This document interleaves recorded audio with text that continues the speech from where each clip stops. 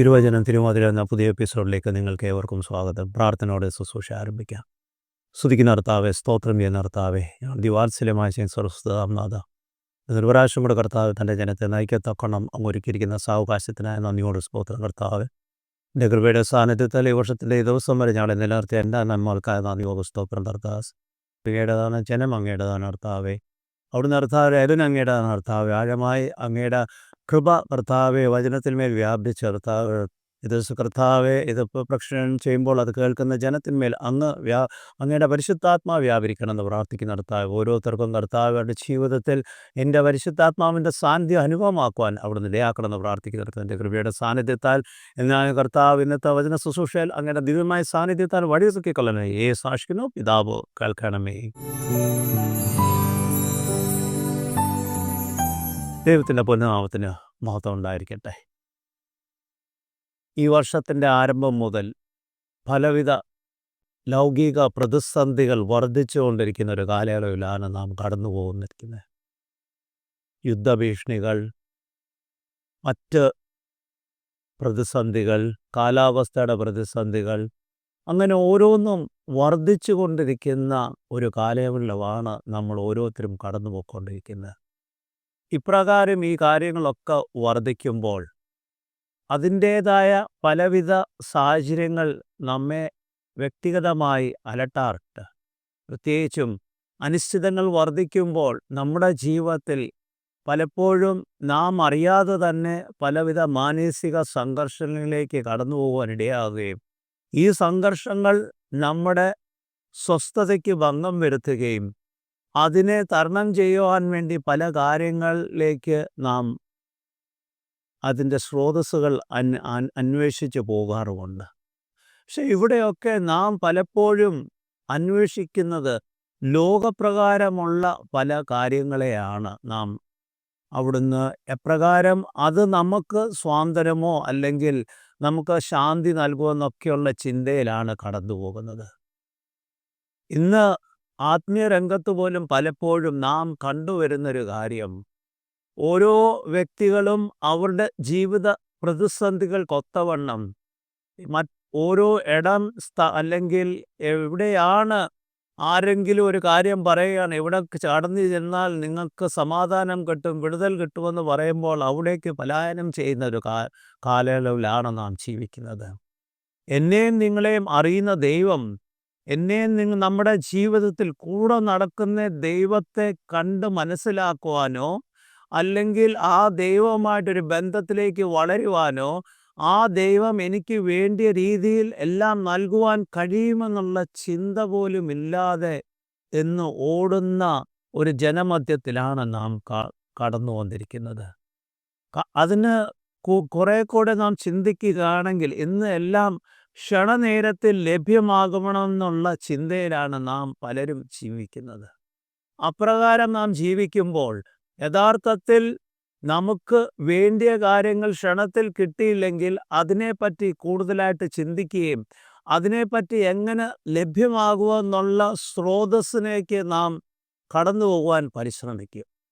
എങ്കിലോ നാം വചനത്തിൽ കൂടെ നോക്കുകയാണ് എങ്കിൽ വ്യക്തമായി കർത്താവും നമ്മുടെ പഴയ നിയമത്തിൽ പ്രവാചകന്മാരും വ്യക്തതയോടെ നമ്മളോട് പല കാര്യങ്ങൾ ബോധ്യപ്പെടുത്തിയിട്ടുണ്ട്. എങ്ങനെ ഈ നമ്മുടെ ജീവിത സാഹചര്യത്തിൽ ദൈവം നമ്മോട് കൂടെ ഉണ്ടെങ്കിൽ ഏത് പ്രതിസന്ധികളെയും തരണം ചെയ്യുവാൻ കഴിയുമെന്ന് നമ്മളോട് പറഞ്ഞിട്ടുണ്ട്. പക്ഷെ അതിനൊത്തവണ്ണം നാം ഇന്ന് വചനത്തിൽ എത്രമാത്രം ആശ്രയിക്കുന്നുണ്ടെന്നൊന്ന് നാം ചിന്തിക്കേണ്ടിയിരിക്കുന്നു. കൺവെൻഷൻ പന്തുകളിൽ നാം പോയി ഇരിക്കാറുണ്ട്, നാം ദേവാലയങ്ങളിൽ കടന്നു പോകാറുണ്ട്. അവിടെയൊക്കെ വ്യത്യസ്തമായ ദൂതുകളും കൺവെൻഷൻ പ്രസംഗങ്ങളും ഒക്കെ കേൾക്കുന്നുണ്ടെങ്കിൽ അതിൻ്റെ യഥാർത്ഥമായ ഉള്ളടക്കം മനസ്സിലാക്കിയിട്ടാണോ നാം അവിടുന്ന് മടങ്ങി വരുന്നതെന്ന് നാം ഒന്ന് ചിന്തിക്കണം. അതോ ആ താൽക്കാലികമായ ഒരു സമാധാനം കിട്ടിക്കഴിയുമ്പോൾ ഇന്നത്തെ നല്ലൊരു വചന ശുശ്രൂഷയായിരുന്നെന്ന് പറഞ്ഞ് കടന്നു വരികയാണോ? ആ വചനം എൻ്റെ ജീവിത സാഹചര്യങ്ങൾക്ക് ഭേദഗതികൾ വരുത്തുവാൻ കഴിയുമെന്നോ അല്ലെങ്കിൽ ഇന്ന് ഞാൻ കടന്നു പോകുന്ന മാനസിക സംഘർഷങ്ങൾക്ക് സമാധാനം ലഭ്യമാകത്തക്കവണ്ണം ഉള്ള സാവകാശം ഉണ്ടോയെന്ന് നാം ചിന്തിക്കാറില്ല. അതുകൊണ്ട് അല്പസമയം നിങ്ങളോടൊപ്പം ചിന്തിക്കുവാൻ ആഗ്രഹിക്കുന്നത്, ഇന്ന് നാം ഒരു സമാധാനത്തിന് വേണ്ടി ഓടുമ്പോൾ ദൈവം എപ്രകാരമാണ് വചനത്തിൽ കൂടെ നമുക്ക് സമാധാനം ലഭ്യമാകുവാൻ കഴിയുമെന്നുള്ള കാര്യങ്ങൾ നമ്മെ ബോധ്യപ്പെടുത്തുന്നുണ്ട്. ആദ്യമായ യെശയ്യാ പ്രവാചകന്റെ പുസ്തകത്തിന്റെ 26-ാം അധ്യായം 3-ാം വാക്യം വായിക്കുമ്പോൾ, നിന്നിൽ മനസ്സുറപ്പിച്ചിരിക്കുന്നവനെ നിന്നിൽ മനസ്സുറപ്പിച്ചിരിക്കുന്നവനെ നീ സമ്പൂർണ്ണ സമാധാനത്തിൽ സംരക്ഷിക്കുന്നു. നീ സമ്പൂർണ്ണ സമാധാനത്തിൽ സംരക്ഷിക്കുന്നു. എന്തെന്നാൽ അവൻ നിന്നെ വിശ്വസിക്കുന്നു. എന്തെന്നാൽ അവൻ നിന്നെ വിശ്വസിക്കുന്നു. ആരിൽ മനസ്സുറപ്പിച്ചിരിക്കുന്നത്? നിന്നിൽ മനസ്സുറപ്പിക്കുന്നത് നിന്നെ സമ്പൂർണ്ണ സമാധാനത്തിൽ ആരിൽ ആണ് ഈ മനസ്സുറപ്പിക്കേണ്ടത്? ഇവിടെ പ്രവാചകൻ പറയുന്നത് യഹോവയായ ദൈവത്തിൽ മനസ്സുറപ്പിക്കുന്നുവെങ്കിൽ അവ നമ്മെ സമ്പൂർണ്ണ സമാധാനത്തിൽ സംരക്ഷിക്കുക മാത്രമല്ല, അവനിലൊരു വിശ്വാസം വേണം. ഈ വിശ്വാസമാണ് പലപ്പോഴും നമുക്ക് ദൈവത്തിൽ സമ്പൂർണ്ണമായി നമ്മൾക്ക് ഉൾക്കൊള്ളുവാൻ കഴിയാത്ത അവസ്ഥകൾ സൃഷ്ടിക്കുന്നത്. വിശ്വാസം എന്ന് പറയുമ്പോൾ കാണാത്ത കാര്യത്തെ പറ്റിയുള്ളൊരു പൂർണ്ണ നിശ്ചയമാണ്. എൻ്റെ ദൈവം എനിക്ക് വേണ്ടി പ്രവർത്തിക്കും, എൻ്റെ ദൈവം എന്നോട് കൂടെ നടക്കുമെന്നുള്ളൊരു വിശ്വാസം. വേദനകളുടെ താഴ്വരയായാലും പ്രതിസന്ധികളുടെ താഴ്വരയായാലും ആര് കൈമാറിയാലും മാറാത്തവനായി കൂടെ നടക്കുന്ന എൻ്റെ യഹോവയായ ദൈവമുണ്ടെന്ന് നമുക്ക് പലപ്പോഴും വിശ്വസിക്കുവാൻ കഴിയാതെ പോകുന്നത്. അത് ഇന്ന് പലപ്പോഴും എൻ്റെയും നിങ്ങളുടെയും ജീവിതത്തിൽ ലൗകികമായ പല സാഹചര്യങ്ങൾക്ക് ഒത്തവണ്ണം അതിനെ തേടി അവിടെ നാം നമ്മുടെ പ്രയാസ പ്രതിസന്ധികൾക്ക് ഉത്തരം ലഭ്യമാക്കുവാൻ വേണ്ടി പരക്കം പായിക്കുമ്പോൾ നാം യഥാർത്ഥമായി കർത്താവിനെ കണ്ടെത്തുവാൻ കഴിയാത്ത അവസ്ഥകളാണെന്ന് നാം മനസ്സിലാക്കണം. പ്രവാചകൻ ഇസ്രായേൽ മക്കളോട് വ്യക്തമായി പറയുന്ന കാര്യമാണ്, നിന്നിൽ മനസ്സുറപ്പിച്ചിരിക്കുന്നവനെ നീ സമ്പൂർണ്ണ സമാധാനത്തിൽ സംരക്ഷിക്കും. മനസ്സുറപ്പിക്കുക എന്ന് പറയുമ്പോൾ എൻ്റെ ദൈവമല്ലാതെ മറ്റാരും എനിക്ക് ഈ പ്രതിസന്ധികൾക്ക് ഉത്തരം ലഭ്യമാകുവാൻ കഴിയുകയില്ലെന്നുള്ളൊരു വിശ്വാസം. പക്ഷെ ആ വിശ്വാസത്തിൽ നാം പലപ്പോഴും മുൻപോട്ട് പോകുമ്പോൾ അവിടെ കാലതാമസങ്ങൾ വരുമ്പോൾ പലപ്പോഴും അതിനെ ഉൾക്കൊള്ളുവാനോ അതിനെ തരണം ചെയ്യുവാനോ നമുക്ക് കഴിയാതെ മറ്റ് സ്രോതസ്സിലേക്ക് നാം ഉത്തരം കണ്ടെത്തുവാൻ പരിശ്രമിക്കും. മുമ്പോട്ട് വായിക്കട്ടെ. റോമാലേഖനം 8:35-36 വായിക്കുമ്പോൾ, ക്രിസ്തുവിന്റെ സ്നേഹത്തിൽ നിന്ന് നമ്മെ വേർപിരിക്കുന്നത് ആര്? കഷ്ടതയോ സങ്കടമോ പീഡനമോ ക്ഷാമമോ നഗ്നതയോ ആപത്തോ വാളോ നീ നിമിത്തം ഞങ്ങളെ ഇടവിടാതെ കൊല്ലുന്നു. അറുക്കുവാനുള്ള ആടുകളെ പോലെ ഞങ്ങളെ കണക്കാക്കുന്നു എന്ന് എഴുതിയിരിക്കുന്നുവല്ലോ. ഇവിടെ വ്യക്തമായി പൗലോസ്ലീഹ ഒരു കാര്യം പറയുന്നത്, ക്രിസ്തുവിൻ്റെ സ്നേഹത്തിൽ നിന്ന് വേർപിരിക്കുന്നത് ആര്?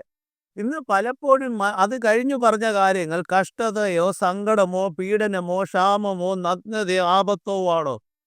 യഥാർത്ഥത്തിൽ നാം നമ്മുടെ ജീവിതത്തിൽ ഒന്ന് നോക്കുകയാണെങ്കിൽ ഈ പറഞ്ഞിരിക്കുന്ന ചില കാര്യങ്ങൾ നമ്മുടെ ജീവിതത്തിൽ കടന്നു വരുമ്പോൾ നാം ആദ്യം ചോദ്യം ചെയ്യുന്നത് നമ്മുടെ ദൈവത്തിന്. എന്തിന് എൻ്റെ ജീവിതത്തിൽ ഈ കഷ്ടത വന്നു? എന്തിന് എൻ്റെ ജീവിതത്തിൽ ഈ പീഡ സാഹചര്യത്തിൽ എന്നെ കടത്തിവിടുന്നു? ക്ഷാമത സാഹചര്യത്തിൽ കടത്തിവിടുന്നു?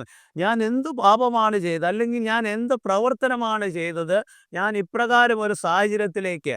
അപ്പോൾ യഥാർത്ഥത്തിൽ ക്രിസ്തുവിൻ്റെ സ്നേഹത്തിൽ നിന്ന് വേർപെടുത്തുന്നത് നാം തന്നെയാണെന്ന് നാം പലപ്പോഴും മനസ്സിലാക്കാറില്ല.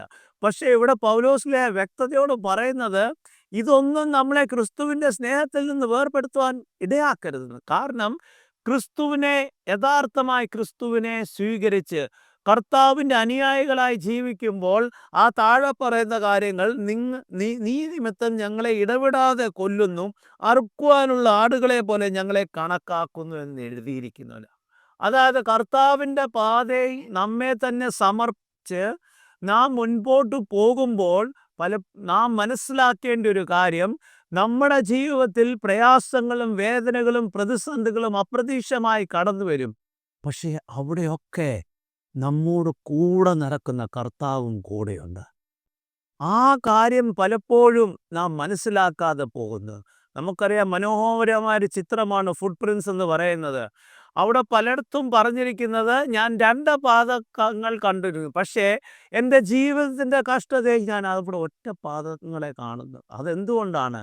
അവിടെ നമ്മളെ കരുതുന്ന കർത്താവ്, നമ്മളെ കോരിയെടുത്ത് നടക്കുന്ന കർത്താവിൻ്റെ പാദങ്ങൾ മാത്രമേ നാം കാണുന്നുണ്ട്. പക്ഷെ നാം പലപ്പോഴും ചിന്തിക്കുന്നത് അത് നമ്മുടെ പാതകളാണ്, അല്ലാതെ കർത്താവിൻ്റെ പാതകളല്ലെന്നാണ്. അതുകൊണ്ട് എന്നെ കേൾക്കുന്ന പ്രിയ സഹോദര സഹോദരി, ജീവിതത്തിൻ്റെ ഏത് പ്രയാസ പ്രതിസന്ധി മേഖലയിൽ കടന്നു പോകുന്നുണ്ടെങ്കിലും നാം എപ്പോഴും ചിന്തിക്കണം, നമ്മെ കൈവിടാതെ കൂടെ നടക്കുന്നൊരു കർത്താവ് നമ്മോട് കൂടെ ഉണ്ടെന്ന്. അവൻ ഒരിക്കലും കൈവിടുകയില്ല. കാരണം അവൻ അത്രമാത്രം സ്നേഹിക്കുന്നത് കൊണ്ടാണ് ഈ ഭൂമുഖത്തേക്ക് കടന്നു വന്ന് നമ്മൾ ആ പാപത്തിൽ പട്ടുപോകാതിരിക്കുവാൻ വേണ്ടിയാണ് നമ്മുടെ അടുത്ത് കടന്നു വന്നത്. സ്വയം യാഗമായി അർപ്പിക്കപ്പെടത്തക്കോണം, വേദനകൾ സഹിക്കത്തക്കോണം, നിന്ദകളും പരിഹാസങ്ങളും സഹിക്കത്തക്കോണം അവൻ ഈ ഭൂമുഖത്ത് കടന്നു വന്നിട്ടുണ്ടെങ്കിൽ അത് എനിക്കും നിങ്ങൾക്കും വേണ്ടിയാണ്. അത് നാം മനസ്സിലാക്കുമ്പോൾ ഒരിക്കലും ആ കർത്താവിൻ്റെ സ്നേഹത്തിൽ നിന്ന് അകന്ന് ജീവിക്കുവാനോ ആ കർത്താവിൻ്റെ സ്നേഹത്തെ തള്ളിപ്പറയുവാനോ കഴിയുകയില്ല. ഈ പുതുവർഷത്തിൽ നാം ഏകദേശം 1 മാസം കഴിഞ്ഞ് ഈ ദിവസത്തിലായിരിക്കുമ്പോൾ, ഇനിയും ഏകദേശം ഒരു 10 ദിവസം കഴിയുമ്പോൾ നമ്മുടെ നോയമ്പ് കാലത്തിലേക്ക് നാം കടന്നു വരുമ്പോൾ നാം ഒന്ന് ചിന്തിക്കേണ്ട കാര്യമാണ്, എന്നെ വഴി നടത്തി എൻ്റെ കർത്താവിൻ്റെ സ്നേഹത്തിലാണോ ഇന്ന് ഈ നിമിഷം ഞാൻ ജീവിക്കുന്നത്? എന്നെ വഴി നടത്തിയ കർത്താവിൻ്റെ സ്നേഹം, ആഴമായി നമ്മെ സ്നേഹിക്കുന്ന കർത്താവിൻ്റെ സ്നേഹം നമുക്ക് യഥാർത്ഥത്തിൽ അനുഭവമാക്കുവാൻ കഴിഞ്ഞിട്ടുണ്ടോ? അനുഭവമാക്കുവാൻ കഴിഞ്ഞിട്ടില്ലെങ്കിൽ എന്തുകൊണ്ടാണ് അവരോട് വിടവ് വന്നതെന്ന് നാം ചിന്തിക്കേണ്ടിയിരിക്കുന്നു.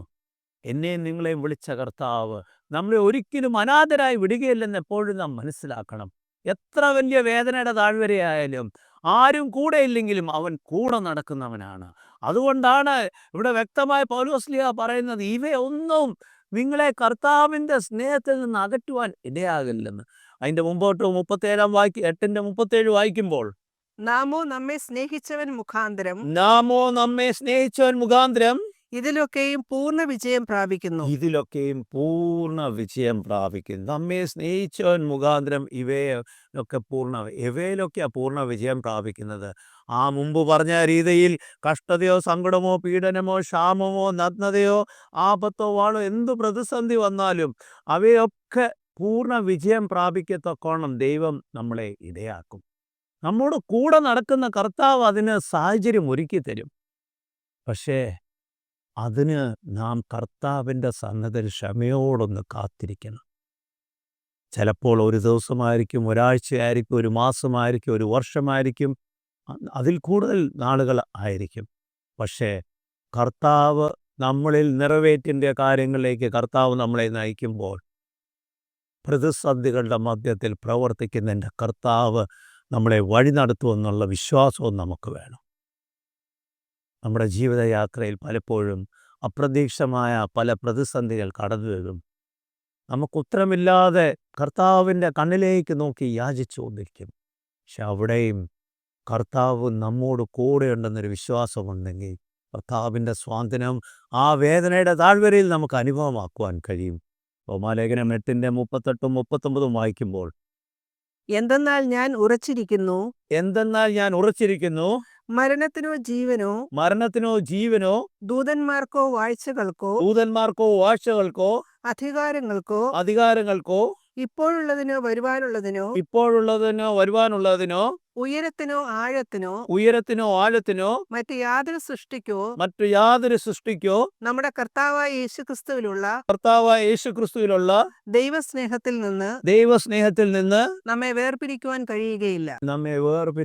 കഴിയുകയില്ല.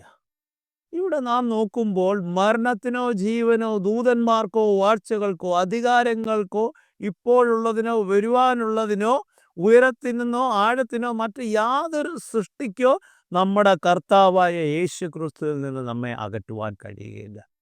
അപ്പം നാം കർത്താവിൻ്റെ സ്നേഹത്തിൽ നിന്ന് അകന്നെന്ന് പറയുവാൻ ഇടയായിട്ടുണ്ടെങ്കിൽ അത് നമ്മുടെ പ്രവർത്തനം മാത്രമാണ്.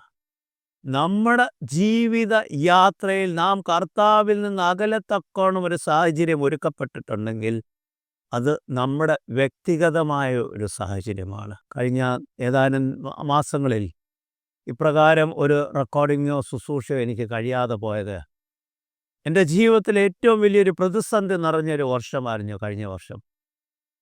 എൻ്റെ പ്രിയപ്പെട്ടവർ ഈ ലോകത്തിൽ നിന്ന് കടന്നുപോയ അവസ്ഥയായിരുന്നു. ആ സാഹചര്യങ്ങളിൽ ദൈവം എന്നോട് കൂടെ ഇല്ലായിരുന്നെങ്കിൽ ഇന്ന് ഇവിടെ ഇപ്രകാരം നിങ്ങളുടെ മുമ്പിൽ ഇന്നും നിൽക്കുവാൻ കഴിയുകയില്ലായിരുന്നു. ഏറ്റവും വേദനയുടെ താഴ്വരയിൽ നിന്ന് കടത്തിവിട്ടപ്പോഴും, ആശുപത്രിയുടെ ഉൾമുറിയിൽ പ്രിയപ്പെട്ടവരോടൊപ്പം ആയിരുന്നപ്പോഴും അവിടെ കർത്താവിൻ്റെ സാന്നിധ്യം എൻ്റെ ജീവിതത്തെ ബലപ്പെടുത്തുവാനിടയാക്കി. ആര് മാറിയാലും മാറാത്തവനായി കൂടെ നടക്കുന്ന കർത്താവ് രാത്രിയിലെ യാമങ്ങളിൽ കടന്നു വന്ന് എന്നെ സ്വാന്തനപ്പെടുത്തുവാൻ ഇടയാക്കി. അതാണ് എനിക്ക് ബലം തരുവാൻ ഇടയായത്. അതാണ് എൻ്റെ ജീവിതത്തെ മുൻപോട്ട് നയിക്കത്തക്കണം ശക്തീകരിക്കുവാൻ ഇടയായത്. ജീവിത സാഹചര്യത്തിൽ പതറിപ്പോകേണ്ട സാഹചര്യങ്ങളിൽ, വീണുപോകേണ്ട സാഹചര്യങ്ങളിൽ കൂടെ നടക്കുന്ന 4-ാം യാമത്തിൽ കടന്നു വരുന്ന കർത്താവ് ആശുപത്രിയുടെ ഉൾമുറിയിൽ കടന്നു വന്ന് ബലപ്പെടുത്തുവാൻ ഇടയാക്കി. എങ്കിലും ഇന്ന് എനിക്ക് നിങ്ങളോടൊപ്പം പറയാനുള്ളത്, നിങ്ങളുടെ ജീവിതത്തിൻ്റെ ഏത് വേദനയായിക്കൊള്ളട്ടെ, പലപ്പോഴും നാം ചിന്തിക്കും സ്നേഹിച്ചൊരു കൂടെയില്ലെന്ന്, ബന്ധുമിത്രാദികൾ കൂടെയില്ലെന്ന്, നാം പ്രവർത്തിച്ച പ്രവർത്തനങ്ങൾക്കൊത്തവണ്ണം നമ്മളോ എന്തിനുകൊണ്ട് ഈ പ്രതിസന്ധിയിൽ നമ്മളെ കടത്തിവിടുന്നതെന്നൊക്കെ ചിന്തിച്ചേക്കാം. പക്ഷേ ഇവയ്ക്കൊക്കെ ദൈവത്തിനൊരു ഉദ്ദേശമുണ്ട്. ദൈവം എന്നെയും നിങ്ങളെയും രൂപാന്തരപ്പെടുത്തത്തക്കോണം നമ്മളെ പലവിധ കഷ്ടത്തിൻ്റെയും വേദനകളുടെയും താഴ്വരയിൽ കടത്തിവിടുമ്പോൾ അത് ദൈവമഹത്വത്തിനായി നമ്മളെ ഒരുക്കുകയാണെന്ന് നാം മനസ്സിലാക്കണം.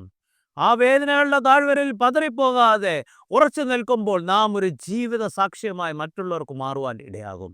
അതുകൊണ്ട് ഏത് ജീവിതത്തിൻ്റെ താഴ്വരയിൽ ഇന്ന് കടന്നു പോവുകയാണെങ്കിൽ, അസ്വസ്ഥ അനാരോഗ്യത്തിൻ്റെ മധ്യത്തിലായിരിക്കും. ചിലപ്പോൾ ഡോക്ടേഴ്സ് പറയും ഇതിനൊരു ഉത്തരവില്ല, അല്ലെങ്കിൽ ഇതിനൊരു പരിഹാരമില്ല.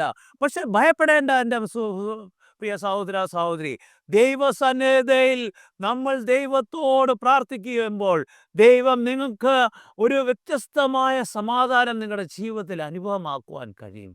ആ അനുഭവം മറ്റാർക്കും മാറ്റിക്കളയുവാൻ കഴിയില്ല. അതാണ് പൗലോസ്ലീഹ ഫിലിപ്പിയ ലേഖനത്തിൽ 4:6-7 പറയുന്നത്. ഒന്നിനെക്കുറിച്ചും ഉത്കണ്ഠപ്പെടരുത്. ഒന്നിനെക്കുറിച്ചും ഉത്കണ്ഠപ്പെടരുത്.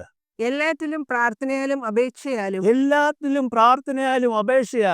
നിങ്ങളുടെ ആവശ്യങ്ങൾ സ്തോത്രത്തോടുകൂടെ ദൈവത്തോട് അറിയിക്കുകയാണ് വേണ്ടത്. എന്നാൽ സകല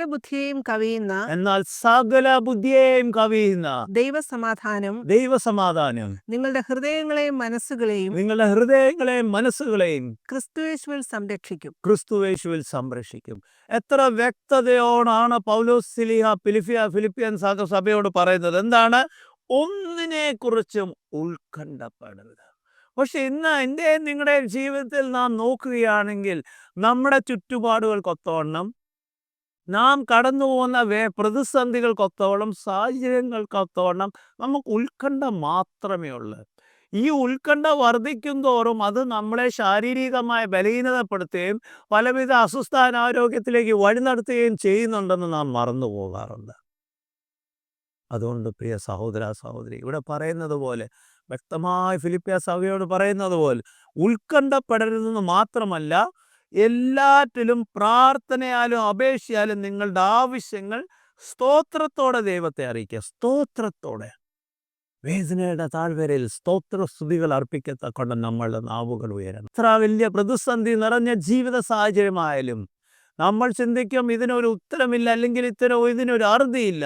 പക്ഷെ ദൈവത്തിനൊരു ഉദ്ദേശമുണ്ട്. പ്രിയ സഹോദര സഹോദരി, നമ്മുടെ വേദനയുടെ താഴ്വരയിൽ ദൈവം മൗത്തീകരിക്കത്തക്കണം, നമ്മെ ഉയർത്തത്തക്കണം, അതിനിടയാക്കും. അത് മനസ്സിലാക്കണമെങ്കിൽ ആ സാഹചര്യത്തിലും സ്തോത്രത്തോടെ നമ്മുടെ എല്ലാ പ്രാർത്ഥനകളും അപേക്ഷകളും ദൈവസന്നിധിയിൽ നാം സമർപ്പിക്കുമ്പോൾ നമ്മുടെ ഉത്കണ്ഠ മാറുക മാത്രമല്ല, അത് പിന്നെ പറയുന്ന കാര്യം, എന്നാൽ സകല ബുദ്ധിയെയും കവിയുന്ന ദൈവസമാധാനം നിങ്ങളുടെ ഹൃദയങ്ങളെയും മനസ്സുകളെയും ക്രിസ്തുയേശുവിൽ സംരക്ഷിക്കും. ദൈവത്തോട് പറ്റു നിൽക്കുമ്പോൾ ദൈവിക സമാധാനം, പൂർണ്ണതയുടെ സമാധാനം നമുക്ക് ലഭ്യമാകുന്നു. ഇവിടെ ക്രിസ്തുവിനെ പറ്റി പൗലോസ്ലീഹ സാക്ഷീകരിക്കുന്നതും അതാണ്. ലോകം തരുന്ന സമാധാനമല്ല. ലോകത്തിൻ്റെ സമാധാന വാക്കുകളോ പ്രവർത്തനങ്ങളോ അല്പം നിമിഷത്തിലേക്കേ കാണത്തുള്ളൂ. പക്ഷേ എൻ്റെ കർത്താവിൻ്റെ സമാധാനം നമ്മുടെ ജീവിതത്തിൽ അനുഭവമാക്കുമ്പോൾ അതെന്നും നിലനിൽക്കുന്ന സമാധാനമായി മാറും. അത് നമ്മുടെ ജീവിതത്തിൽ മറ്റുള്ളവർക്ക് കാണത്തക്കണം, അത് ഇടയാക്കും. സകല ബുദ്ധിയെയും കവിയുന്ന ആ സമാധാനം നമ്മളിൽ കൂടെ ലോകത്തിന് കാണിക്കത്തക്കോണം എന്നെയും നിങ്ങളെയും കർത്താവ് ഒരുക്കുവാൻ ആഗ്രഹിക്കുമ്പോൾ നാം അതിനായി ഒരുക്കപ്പെട്ടവരായി തീരണം. വേദനയുടെ താഴ്വരയിൽ കർത്താവിൻ്റെ സ്നേഹത്തെ തള്ളിപ്പറയുന്നവരല്ല, എങ്കിലോ വേദനകളുടെ താഴ്വരയിൽ എല്ലാത്തിനും മഹത്വം കൊടുത്തുകൊണ്ട് എല്ലാ പ്രാർത്ഥനകളും അപേക്ഷകളും ദൈവസന്നിധിയിൽ നമുക്ക് സമർപ്പിക്കുവാൻ കഴിയുമെങ്കിൽ, എന്നെ കേൾക്കുന്ന സഹോദര സഹോദരി, നിങ്ങൾ ലോകത്തിൻ്റെ എവിടെ നിന്നായാലും ഈ സമയത്ത് നിങ്ങളുടെ ജീവിതത്തിൽ ഈ പ്രതിസന്ധികളുടെ മധ്യത്തിൽ കടന്നു പോകുന്നുണ്ടെങ്കിൽ ദൈവത്തിൻ്റെ സന്നിധിയിൽ ഒന്ന് മുട്ടുകുത്തി നമ്മുടെ പ്രാർത്ഥനകളും അപേക്ഷകളും സമർപ്പിക്കാൻ നമുക്കൊന്ന് ഒരുക്കപ്പെടാം. അപ്രകാരം ഒരുക്കപ്പെടുമ്പോൾ ആ ദിവ്യ സമാധാനം മാത്രമല്ല, നിങ്ങളുടെ ജീവിതത്തിൻ്റെ സാഹചര്യങ്ങൾക്ക് മാറ്റം വരുത്തത്തക്കോണം ദൈവം മുഖാന്തരങ്ങളും പ്രവർത്തനങ്ങളും ആരംഭിക്കും. മുമ്പോട്ട് വായിക്കട്ടെ. പത്രോസ് 5:6-7 ഇപ്രകാരമാണ് പറയുന്നത്. അതുകൊണ്ട് അവൻ തക്ക സമയത്ത് നിങ്ങളെ ഉയർത്തുവാൻ ദൈവത്തിന്റെ ബലമുള്ള കൈക്കീഴിൽ താഴ്മയോടിരിക്കുവിൻ. അവൻ നിങ്ങൾക്കായി കരുതുന്നതാകയാൽ നിങ്ങളുടെ സകല ചിന്താകുലവും അവന്റെ മേൽ ഇട്ടുകൊള്ളുവിൻ. ഇവിടെ പൗലോസ്ലീഹ പറയുന്നത് നിങ്ങൾ ഉത്കണ്ഠപ്പെടരുതെന്ന്. ഇവിടെ പത്രോസ്ലീഹ പറയുന്നത് നിങ്ങളുടെ സകല ചിന്താകുലങ്ങളും അവൻ്റെ മേലിട്ടുകൊള്ളുവിൻ. കർത്താവിൻ്റെ ഈ ലോക ജീവിതത്തിൽ കർത്താവ് അപ്രകാരം ഒരു കാര്യം പറയുന്നുണ്ട്. പക്ഷേ ഇപ്രകാരം കർത്താവിൻ്റെ സന്നിധിയിൽ നമ്മുടെ സകല ചിന്താകുലങ്ങളും നാം സമർപ്പിക്കണമെങ്കിൽ നമ്മൾ എന്തു വേണം? നമ്മുടെ വായിക്കുന്ന വചനത്തിൽ ഒരു വിശ്വാസം വേണം. എന്നെ വഴി നടത്തുന്നത് എൻ്റെ കർത്താവാണെന്നൊരു വിശ്വാസം വേണം. ഏത് തീച്ചൂളയുടെ നടുവിലും നാലാമനായി കടന്നു വരുവാൻ കഴിയുന്നവനാണ് ആ കർത്താവെന്ന് നാം മനസ്സിലാക്കണം. കൊടുങ്കാറ്റിൻ്റെ മധ്യത്തിൽ 4-ാം യാമത്തിൽ കടന്നു വന്ന് കാറ്റിനെയും കോളിനെയും ശാസിക്കത്തക്കോണം ശാന്തമാക്കുവാൻ കഴിയുന്നവനാണ് എൻ്റെ കർത്താവെന്ന് നാം മനസ്സിലാക്കണം. ഇന്ന് നാം പലപ്പോഴും ഉത്കണ്ഠയോട് ജീവിക്കുവാൻ ഇടയാകുന്നത് നമ്മുടെ ജീവിത സാഹചര്യങ്ങൾ നമ്മുടെ പാദങ്ങൾ മുൻപോട്ട് വെക്കുമ്പോൾ ഇനി എന്തു ഭവിക്കും, അടുത്ത നിമിഷത്തെ പറ്റിയുള്ള വ്യാകുലങ്ങളാണ് നമ്മളെ പലപ്പോഴും യഥാർത്ഥമായ ക്രിസ്തുവിൻ്റെ സ്നേഹത്തിൽ നിലനിൽക്കുവാൻ ഇടയാക്കാതെ പോകുന്നത്. ക്രിസ്തുവിൻ്റെ സ്നേഹത്തിൽ നിലനിൽക്കണമെങ്കിൽ എന്നെ നിങ്ങളെയും വഴി നടത്തുന്ന എൻ്റെ കർത്താവാണ് നമ്മുടെ ഉപനിധി എന്നുള്ള ഒരു പൂർണ്ണ വിശ്വാസം നമ്മുടെ ജീവിതത്തിൽ വേണം. ആരെന്തു പറഞ്ഞുകൊള്ളട്ടെ, ആരെന്ത് ചെയ്തു കൊള്ളട്ടെ, എൻ്റെയും നിങ്ങളുടെയും ലക്ഷ്യത്തിൽ ഒന്നു മാത്രമാണ് ആവശ്യം: കർത്താവിൻ്റെ തിരുമുഖം. നമുക്കറിയാം, പത്രോസ്ലീഹ ആ വെള്ളത്തിന്മേൽ നടക്കാൻ ആരംഭിച്ചപ്പോൾ അവൻ കർത്താവിനെ മാത്രം നോക്കി നടന്നപ്പോൾ ആ വെള്ളത്തിന്മേൽ നടന്നു. പക്ഷേ ചുറ്റുമുള്ള ആ വലിയ ആരവങ്ങളുടെ ശബ്ദങ്ങൾക്ക് മുമ്പിൽ അവൻ ചുറ്റും നോക്കിയപ്പോൾ കർത്താവിൽ നിന്ന് ദൃഷ്ടി മാറിയുടനെ അവൻ മുങ്ങുവാൻ ഇടയായി. എൻ്റെയും നിങ്ങളുടെയും ജീവിതത്തിൽ നമ്മളുടെ ഏക ലക്ഷ്യം കർത്താവാകണമെങ്കിൽ ആ കർത്താവിലേക്ക് മാത്രം ദൃഷ്ടി വെച്ച് നാം ജീവിക്കുകയാണെങ്കിൽ എത്ര വലിയ കൊടുങ്കാറ്റ് കടന്നു വന്നാലും എത്ര വലിയ പ്രതിസന്ധികൾ കടന്നു വന്നാലും അവിടെ നമുക്ക് ഉറപ്പോടെ നിൽക്കുവാൻ കഴിയുക മാത്രമല്ല, മറ്റുള്ളവരോട് പറയുവാൻ കഴിയും, ഇതാണ് എൻ്റെ കർത്താവ്, ഈ കർത്താവാണ് എന്നെ ബലപ്പെടുത്തിയത്, ഈ കർത്താവാണ് എന്നെ ശക്തീകരിച്ചത്, ഈ കർത്താവാൽ അസാധ്യമായതൊന്നുമില്ലെന്ന്. ഏറ്റവും അവസാനമായി മത്തായിയുടെ സുവിശേഷം 15:28 ഇപ്രകാരമാണ് കർത്താവ് പറയുന്നത്: അധ്വാനിക്കുന്നവരും കഠിനമായ ഭാരം ചുമക്കുന്നവരുമേ എല്ലാവരും എൻ്റെ അടുക്കൽ വരുവിൻ, ഞാൻ നിങ്ങളെ ആശ്വസിപ്പിക്കും. എത്ര വ്യക്തമായി കർത്താവ് പറയുന്നത് എന്താ? ഈ കഠിനമായ ഭാരം അധ്വാനിക്കുന്നത് എൻ്റെ അടുക്കൽ വരുവിൻ, ഞാൻ നിങ്ങൾക്ക് ആശ്വാസം നൽകും. എന്തുകൊണ്ട് നമുക്ക് ആ കർത്താവിൻ്റെ സന്നിധിയിലേക്ക് കടന്നു വരുവാൻ കഴിയുന്നില്ല? എന്തുകൊണ്ട് ലോകത്തിൽ പല മറ്റു സ്രോതസ്സുകളിലേക്ക് നാം ഈ സമാധാനത്തിന് വേണ്ടി പരക്കം പായുന്നു? എന്തുകൊണ്ട് പലവിധ ഔഷധങ്ങളെടുത്ത് നാം സമാധാനം കണ്ടെത്തുവാൻ പരിശ്രമിക്കുന്നു? എന്തുകൊണ്ടെന്ന് ചിന്തിച്ചാൽ അത് നമ്മുടെ വ്യക്തിഗത ജീവിതത്തിലെ ഉത്കണ്ഠ മാത്രമാണ് നമ്മളെ ഇതിലൊക്കെ നയിക്കുന്നത്. ഫിലിപ്പിയ സഭയോട് പൗലോസ്ലീഹ പറഞ്ഞ പോലെ, പത്രോസ്ലീഹ എഴുതിയിരിക്കുന്ന ലേഖനത്തിൽ പറയുന്നത് പോലെ, എല്ലാം ദൈവസന്നിധിയിൽ അവസാനമായ കർത്താവ് പറഞ്ഞിരിക്കുന്നത് പോലെ കർത്താവിൻ്റെ പാതാരവിന്ദത്തിൽ നമുക്ക് സമർപ്പിച്ചുകൂടെ? വേദന കാണും, പ്രയാസം കാണും, അസ്വസ്ഥത കാണും, അനാരോഗ്യം കാണും, മനുഷ്യരാൽ ചിന്തിക്കുവാൻ കഴിയാത്തതിലധികമായ ക്ലേശത്തിൻ്റെ മധ്യത്തിലായിരിക്കും കടന്നു പോകുന്നതെങ്കിലും ഈ സമയത്ത് ഒന്ന് മാത്രമേ എനിക്ക് ഓർമ്മിപ്പിക്കുവാനുള്ളത്, കർത്താവിൻ്റെ സന്നിധിയിലേക്ക് കടന്നു വന്ന് നിങ്ങളുടെ ഭാരങ്ങളൊന്ന് അവിടെ ഇറക്കി വെക്കുക. അത് പിന്നെ ചുമന്നുകൊണ്ട് നടക്കേണ്ട ആവശ്യമില്ല. ആ ഭാരങ്ങൾ ഇറക്കി വെച്ച് ദൈവത്തോട് യാചിക്കുക. സ്തോത്രത്തോടും സ്തുതിയോടും നമ്മുടെ പ്രാർത്ഥനകളും അപേക്ഷകളും ദൈവസന്നിധിയിൽ സമർപ്പിക്കുകയാണെങ്കിൽ, എന്നെ കേൾക്കുന്ന പ്രിയ സഹോദര സഹോദരി, നിങ്ങളുടെ ജീവിതത്തിൻ്റെ ഭാരത്തിൻ്റെ താഴ്വരയിൽ കർത്താവിൻ്റെ സമാധാനം നിങ്ങളെ നയിക്കത്തക്കോണം ഇടയാക്കും. നമ്മുടെ കണ്ണുകളെ അടച്ച് പ്രാർത്ഥിക്കാം. സ്തുതിക്കുന്ന കർത്താവെ, സ്തോത്രം ചെയ്യുന്ന കർത്താവെ, ഞങ്ങളുടെ ദിവാത്സല്യമായ ശേഖസ്വസ്ഥത കർത്താവെ, പലപ്പോഴും കർത്താവ് അസമാധാനത്തോടെ ഞങ്ങൾ ജീവിക്കുമ്പോൾ കർത്താവെ, ഞങ്ങൾ ലോകത്തിൽ കർത്താവെ അസമാധാനത്തിന് വേണ്ടി ഞങ്ങൾ നെട്ടോട്ടം പായുമ്പോൾ കർത്താവെ, പലപ്പോഴും നിന്നിലേക്ക് കടന്നു വരുവാൻ കഴിഞ്ഞിട്ടില്ലെന്ന് പുറത്ത് സമ്മതിക്കുന്ന കർത്താവെ, ഈ വചനത്തിൽ കൂടെ ഞങ്ങളോട് പറയുന്നവളെ, ഞങ്ങളുടെ ഭാരങ്ങളും ഞങ്ങളുടെ വേദനകളും കർത്താവെ അങ്ങയുടെ സന്നിധിയിൽ സമർപ്പിക്കുകയാണ് കർത്താവെ. അങ്ങയുടെ ദിവ്യമായ സമാധാനത്താൽ ഞങ്ങളെ നിറയ്ക്കണമെന്ന് പ്രാർത്ഥിക്കുന്ന കർത്താവ്, ഈ സമയത്ത് ഈ ശുശ്രൂഷ കേൾക്കുന്ന ഇതിൽ പങ്കെടുക്കുന്ന മക്കളെ എൻ്റെ കരങ്ങളിൽ സമർപ്പിക്കുന്ന കർത്താവ്, അങ്ങയുടെ ദിവ്യമായ സമാധാനത്താൽ നീ അവരെ ബലപ്പെടുത്തുകയും ശക്തീകരിക്കുകയും ചേർന്ന് പ്രാർത്ഥിക്കുന്ന കർത്താവ്, നിൻ്റെ കൃപയുടെ സാന്നിധ്യം അല്ലെ ഓരോ ദിവസവും ഓരോ നിമിഷവും വഴി നടത്തുവാൻ ഇടയാക്കണമെന്ന് യേശു സാക്ഷിക്കുന്നു. പിതാവ് കേൾക്കണമേ. ദൈവം നമ്മെ അനുഗ്രഹിക്കട്ടെ.